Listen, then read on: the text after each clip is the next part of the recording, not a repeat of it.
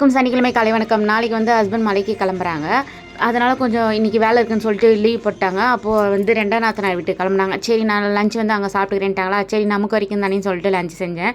இன்னைக்கு காலை டிஃபன் வந்து ராகி சேமியா புட்டு, மதியானம் லஞ்ச் வந்து தயிர் சாதம். ஹஸ்பண்ட் அங்கே சாப்பிட்றனால எனக்கு வரைக்கும் குட்டி குண்டான சாப்பாடு போட்டு வச்சிட்டேன். தயிரில் வந்து பிஞ்சி பச்சை மிளகாலாம் போட்டு தாளிச்சு எடுத்தாச்சு.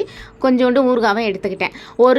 ஒரு ஆப்பிள், ஒரு மாதுளப்பழம், கொஞ்சம் திராட்சை இருந்தது, அதை கட் பண்ணி வச்சு ஹஸ்பண்ட் சாப்பிடுவாங்க. ஹஸ்பண்ட் வந்து நீ தயிர் சாதத்தில் போட்டு கிளறிக்க இன்னும் சூப்பராக இருக்காங்க. சரின்னு சொல்லிட்டு தயிர் சாதத்தில் போட்டு கிளறி நல்லா கலர்ஃபுல்லாக எடுத்துன்னு போயாச்சு. இன்றைக்கி இதான் ஸ்பெஷல்.